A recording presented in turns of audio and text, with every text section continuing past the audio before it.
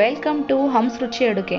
ಬನ್ನಿ ಇವತ್ತು ನಾವು ಮಾರ್ನಿಂಗ್ ಬೇಗ ಆಗುವಂತಹ ರೆಸಿಪಿ ಅವಲಕ್ಕಿ ಉಪ್ಪಿಟ್ಟು ಹೇಗೆ ಮಾಡೋದು ಅಂತ ನೋಡೋಣ. ಮೊದಲಿಗೆ ಈರುಳ್ಳಿ ಹಚ್ಚಿಟ್ಕೊಂಡಿದ್ದೀನಿ, 2 ದಪ್ಪ ಈರುಳ್ಳಿ ಉದ್ದಕ್ಕೆ ಹಚ್ಚಿಟ್ಕೊಂಡಿದ್ದೀನಿ.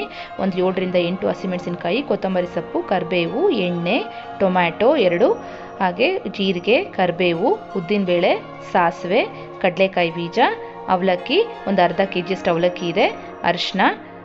ಈಗ ಹೇಗೆ ಮಾಡೋದು ಅಂತ ನೋಡೋಣ. ಮೊದಲಿಗೆ ಒಂದು ಬಾಣಲೆ ಇಟ್ಕೊಂಡು ಅದಕ್ಕೆ ಒಂದು 4 to 5 ಟೇಬಲ್ ಸ್ಪೂನ್ ಅಷ್ಟು ಎಣ್ಣೆ ಹಾಕ್ಕೊಳ್ತಾ ಇದ್ದೀನಿ. ನಾನು ಸ್ವಲ್ಪ ಅರ್ಧ ಕೆಜಿಯಷ್ಟು ಅವಲಕ್ಕಿ ಮಾಡ್ತಾ ಇರೋದ್ರಿಂದ ಎಣ್ಣೆ ಸ್ವಲ್ಪ ಜಾಸ್ತಿ ಬೇಕಾಗುತ್ತೆ. ಎಣ್ಣೆ ಸ್ವಲ್ಪ ಬಿಸಿ ಆದಮೇಲೆ ಕಡಲೆಕಾಯಿ ಬೀಜ ಹಾಕ್ಕೊಳ್ಳೋಣ. ನಿಮ್ಗೆ ಇನ್ನೂ ಕಡಲೆಕಾಯಿ ಬೀಜ ಜಾಸ್ತಿ ಬೇಕು ಅಂದರೆ ಜಾಸ್ತಿ ಕೂಡ ಹಾಕ್ಕೊಂಡು ಫ್ರೈ ಮಾಡ್ಕೊಳ್ಬೋದು. ಇದು ಸ್ವಲ್ಪ ಕೆಂಪಗಾಗೋವರೆಗೂ ಚೆನ್ನಾಗಿ ಫ್ರೈ ಮಾಡ್ಕೊಳ್ಳೋಣ. ಸ್ಟವ್ನ ಸಿಮ್ಮಲ್ಲೇ ಇಟ್ಕೊಳ್ಳೋಣ, ಇಲ್ಲ ಸೀದೋಗ್ಬಿಡುತ್ತೆ.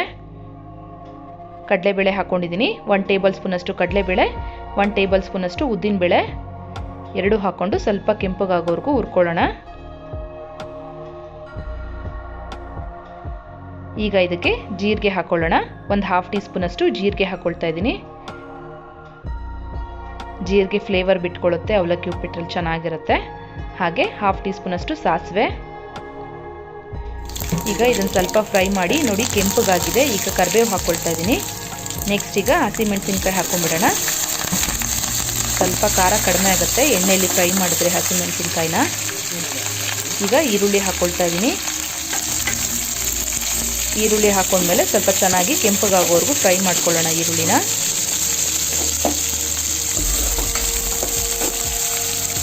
ಮಾರ್ನಿಂಗ್ ಬೇಗ ಆಗಿಬಿಡುತ್ತೆ ಟಿಫನ್ನು. ಒಂದು 15 ಮಿನಿಟ್ಸ್ ಟೈಮ್ ಇದ್ದರೆ ಸಾಕು, ಈ ಉಪ್ಪಿಟ್ಟು ಬೇಗ ರೆಡಿ ಆಗುತ್ತೆ. 2 ಟೊಮ್ಯಾಟೊನ ಸಣ್ಣಗೆ ಹಚ್ಚಾಕೊಂಡಿರೋದು, ಇದು ನಾಟಿ ಟೊಮೆಟೊ ಹಾಕ್ಕೊಂಡಿದ್ದೀನಿ. ಸ್ವಲ್ಪ ಫ್ರೈ ಮಾಡ್ಕೋಬೇಕು ಟೊಮೆಟೊ ಹಾಕ್ಕೊಂಡ್ಮೇಲೆ. ಈರುಳ್ಳಿ ಟೊಮ್ಯಾಟೊಗೆಲ್ಲ ಈಗಲೇ ಸ್ವಲ್ಪ ಉಪ್ಪು ಹಾಕ್ಕೊಂಡ್ರೆ ಬೇಗ ಬೇಯುತ್ತೆ, ಹಾಗೆ ಉಪ್ಪು ಹಿಡಿಯುತ್ತೆ ಅಂದ್ಬಿಟ್ಟು ನಾನು ಈಗಲೇ ಉಪ್ಪು ಹಾಕ್ಕೊಳ್ತಾ ಇದ್ದೀನಿ.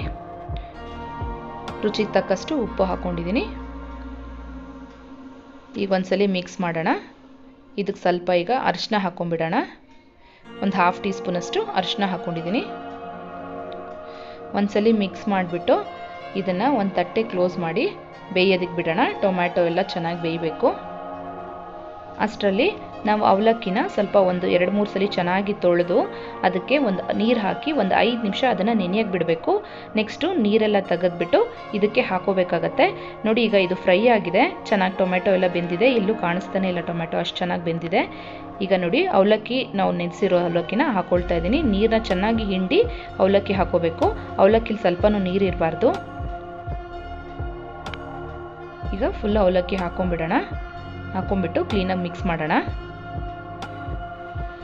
ನಿಮಗೆ ಇನ್ನೊಂದು ಸ್ವಲ್ಪ ನೆನಿಬೇಕು ಅಂದರೆ ಇನ್ನೊಂದು 10 ನಿಮಿಷ ಮುಂಚೆನೇ ನೆನೆಸ್ಬಿಟ್ಟು ಕೂಡ ಹಾಕೋಬೋದು.